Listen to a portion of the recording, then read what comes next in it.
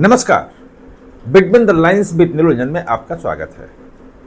इधर राहुल गांधी अमित शाह का इस्तीफा मांगते रहे, उधर अमित शाह जो सदन से गायब थे, मुद्दा बना हुआ था, आज भी नारा लग रहा है अमित शाह सदन से आओ। उन्होंने 2/3 बहुमत का इंतजाम कर लिया है और 2/3 बहुमत का मतलब आप जानते हैं क्या है?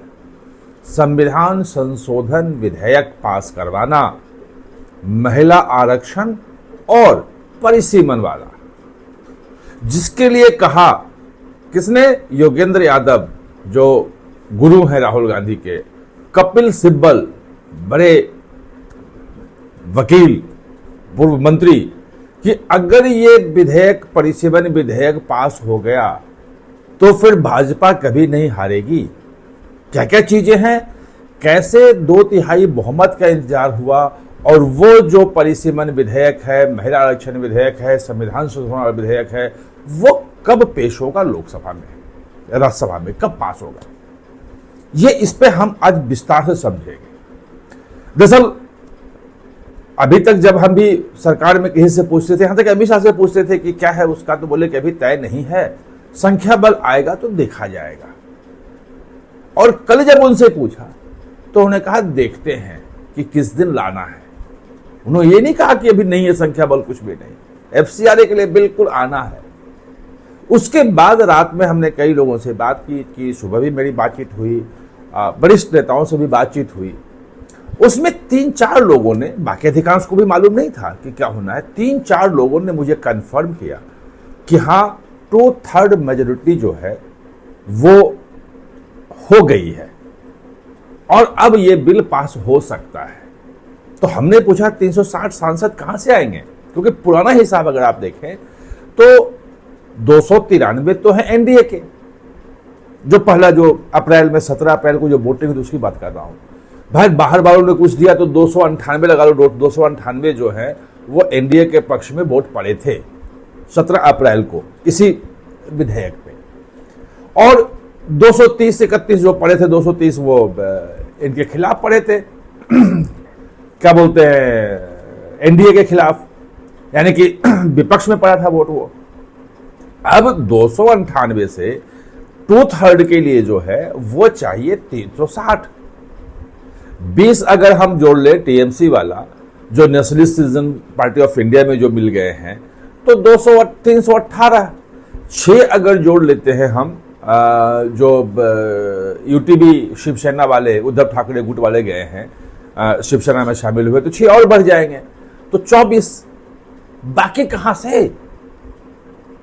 कुछ हिसाब तो है, जैसे कि जो एनसीपी है शरद पवार, जिस दिन पूरा प्रदर्शन हुआ था 20 तारीख को, उसके अगले ही दिन शरद पवार और सुप्रिया सुले जो है वो मिलने गए थे पीएम से।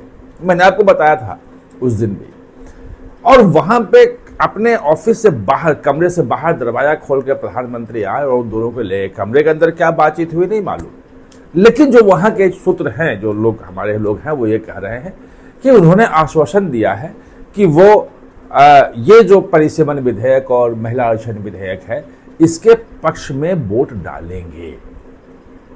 उनके 8 हैं, तो 324 से लेके अगर 8 जोड़े तो 332 होता है। अब एक चीज है जो डीएमके का अटका पड़ा है। डीएमके के कल त्रिची शिवा मिले थे वहां पे संसद भवन के अंदर, उनसे पूछा था और उन्होंने कहा था कि भाई हमारी बातचीत चल रही है। ये साफ साफ नहीं बोला कि हम वोट डालेंगे, मतलब हम सरकार के एनडीए के समर्थन में जाएंगे इस विधेयक पे।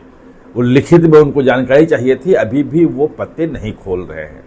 लेकिन त्रिची शिवा ने एक बात साफ कही कि उनकी जो है वो कांग्रेस के साथ दिखना नहीं चाहते हैं कि कांग्रेस ने पीठ में छुरा घोंपा है।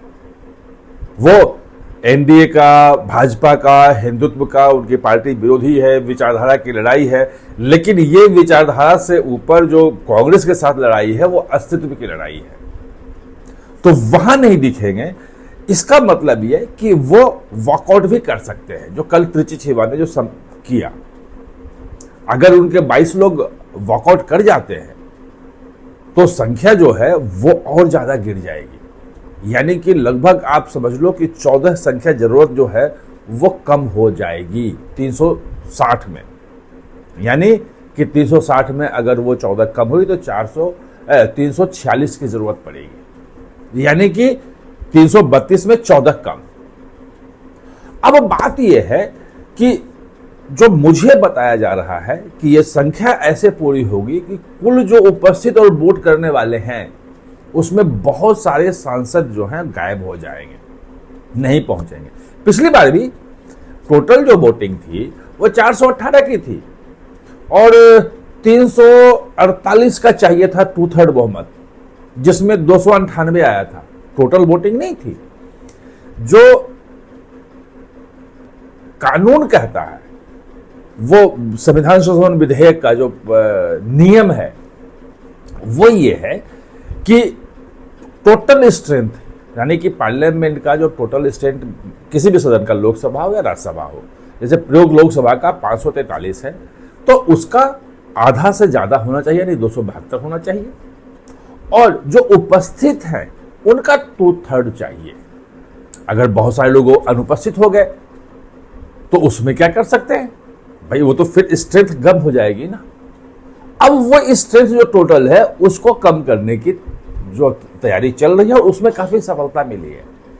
यह कहा जा रहा है कि शुक्रवार को, मैं शुक्रवार इसलिए बोला क्योंकि आप किस दिन वीडियो देख रहे हैं मुझे नहीं मालूम, आज मैं बृहस्पतिवार को बना रहा हूं, तो शुक्रवार को ये जो बिल है ये नए सिरे से सर्कुलेट किया जा सकता है। अब शुक्रवार का मतलब वह ये कैच है कि शुक्रवार को अंतिम दिन होता है, उसमें सारे सांसद अपने अपने क्षेत्र में चले जाते हैं और सोमवार को लौट के आते हैं। हो सकता है जब सोमवार को विधेयक में चर्चा हो, बिल पेश हो रहा हो, सब कुछ हो, तो बहुत सारे सांसद उस दिन उपस्थित ना हो पाए, उस दिन लौट के ना आ पाए, ये भी संभावना है।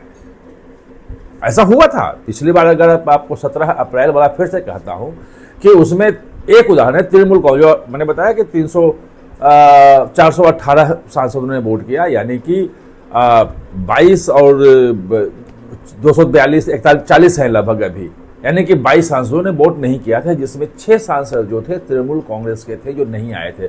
वो 28 में से केवल 22 सांसदों ने वोटिंग किया था उस दिन। तो हो सकता है समाजवादी पार्टी को हो सकता है कांग्रेस के कुछ सांसद ना पहुंच पाए। क्या क्या व्यवस्था हुई है मैं नहीं जानता हूं, लेकिन ये जो बताया गया है कि 2/3 बहुमत कंप्लीट है और सबसे बड़ा खतरा जो पूरा का पूरा जो आंदोलन हो रहा था, ये वो छात्रों वाला प्रदर्शन और सब कुछ ठप करना, इसके पीछे 2 ही उद्देश्य था जो बताया जाता है। ये तो एक तो ये परिसीमन का बिल रोकना, क्योंकि अगर ये हो गया तो जो उनके रणनीतिकार हैं वो मानते हैं कि भाजपा कभी नहीं हारेगी, और दूसरा FCRA का कानून का संशोधन विधेयक आना है उसको रोकना, क्योंकि वो पास हो गया तो जो फॉरेन फंडिंग है वो एक तरह से पूरी तरह से पकड़ में सरकार की आ जाएगी। फिर वो फॉरेन फंडिंग का आप दुरुपयोग नहीं कर सकते, जिसका आया जहां आया वही उपयोग होगा, वरना सरकार उसे कब्जे में कर लेगी। देखिए क्या होता है। आप हमारे साथ जुड़े इसके लिए बहुत बहुत धन्यवाद।